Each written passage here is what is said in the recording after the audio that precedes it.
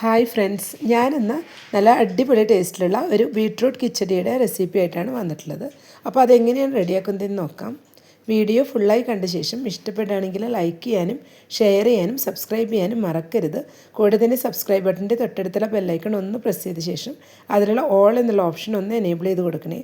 അപ്പോഴാണ് ഞാനിടുന്ന പുതിയ വീഡിയോസ് എല്ലാം നോട്ടിഫിക്കേഷൻസ് ആയിട്ട് എല്ലാവർക്കും കറക്റ്റായി ലഭിക്കുന്നത്.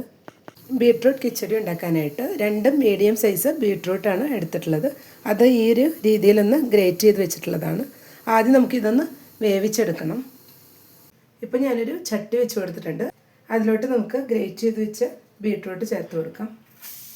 ഇതിലേക്ക് ആവശ്യത്തിനുള്ള ഉപ്പും കൂടെ ഇപ്പോൾ ചേർത്ത് കൊടുക്കണം. ഇനി ഇതിലേക്ക് 1/2 കപ്പ് വെള്ളം കൂടെ ചേർത്ത് കൊടുക്കാം. ഇനി ഇതെല്ലാം കൂടെ ഒന്ന് മിക്സ് ചെയ്തെടുക്കാം. ഇപ്പോൾ എല്ലാം കൂടെ നന്നായി ഒന്ന് മിക്സ് ചെയ്ത് കൊടുത്തിട്ടുണ്ട്. ഇനി ഫ്ലെയിം ഓൺ ചെയ്ത് ഇതൊന്ന് ബോയിലായി വരുന്നവരെ വെയിറ്റ് ചെയ്യാം. ഇപ്പോൾ ബീട്രൂട്ടിൽ ഒഴിച്ചു കൊടുത്ത വെള്ളം തിളച്ച് വന്നിട്ടുണ്ട്.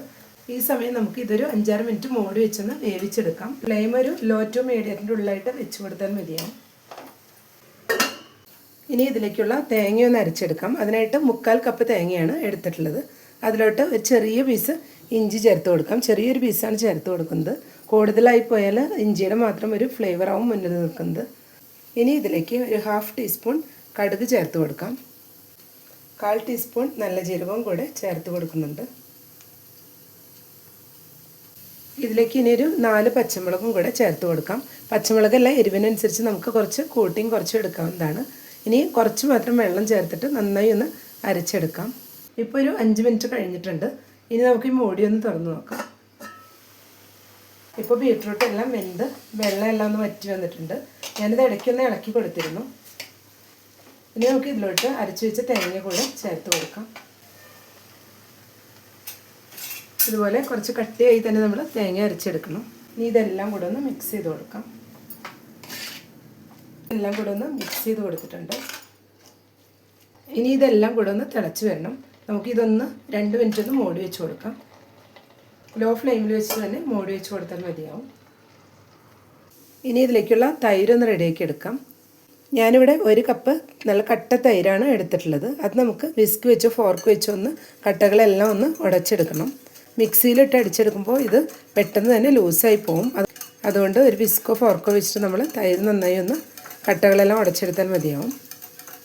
ഇപ്പോൾ ഒരു 2 മിനിറ്റ്സ് ആയിട്ടുണ്ട്. ഇനി നമുക്കിതൊന്ന് തുറന്ന് നോക്കാം. ഇപ്പോൾ അരപ്പെല്ലാം ബീട്രൂട്ടിൽ നന്നായി പിടിച്ച് വന്നിട്ടുണ്ട്. ഇനി നമുക്ക് ഇതിലോട്ട് തൈര് ഒഴിച്ച് കൊടുക്കണം. തൈര് ഒഴിച്ച് കൊടുക്കുമ്പോൾ എപ്പോഴും ഫ്ലെയിം ഒന്ന് ഓഫ് ചെയ്ത ശേഷം ഒഴിച്ചിട്ട് ചൂടോട് കൂടി നമ്മൾ മിക്സ് ചെയ്തെടുക്കണം. ഇല്ലെങ്കിൽ തൈരെല്ലാം പെട്ടെന്ന് തന്നെ പിരിഞ്ഞു പോകും. ചട്ടി നല്ല ചൂടായിട്ടുള്ളതുകൊണ്ട് ഓഫ് ചെയ്തതിന് ശേഷം മാത്രം നമ്മൾ തൈര് ഒഴിച്ച് കൊടുത്താൽ മതിയാവും. എല്ലാം കൂടെ ഒന്ന് മിക്സ് ചെയ്ത് കൊടുക്കാം. ഇപ്പോൾ ഇതേ ചൂടോട് കൂടിയിട്ട് നമ്മളെല്ലാം കൂടെ മിക്സ് ചെയ്തെടുത്തിട്ടുണ്ട്. ഈ സമയം ഉപ്പ് നോക്കിയിട്ട് നമുക്ക് അല്പം കൂടെ ചേർത്ത് കൊടുക്കാം. ഒന്നുകൂടെ ഒന്ന് മിക്സ് ചെയ്ത് കൊടുക്കാം. ഇനി നമുക്ക് ഇതൊന്ന് താളിച്ചെടുക്കണം. താളിക്കാനായി ഇപ്പോൾ ഒരു പാൻ വെച്ച് 1.5 ടേബിൾ സ്പൂൺ വെളിച്ചെണ്ണ ഒഴിച്ച് കൊടുത്തിട്ടുണ്ട്. ഇതിലോട്ട് നമുക്ക് ആദ്യം കടുക് ഇട്ട് കൊടുക്കാം. 2 ടീസ്പൂൺ കടുകാണ് ചേർത്ത് കൊടുക്കുന്നത്. ഇപ്പോൾ കടുകെല്ലാം പൊട്ടി വന്നിട്ടുണ്ട്. ഇതിലോട്ട് ഇനി 2 ഉണക്കമുളക് പൊട്ടിച്ച് വെച്ചതും കുറച്ച് വേപ്പിലയും കൂടെ ചേർത്ത് കൊടുക്കാം. ഇപ്പോൾ എല്ലാം ഫ്രൈ ആയി വന്നിട്ടുണ്ട്. ഇതിനി നമുക്ക് കിച്ചടിയിലോട്ട് ഒഴിച്ചു കൊടുക്കാം.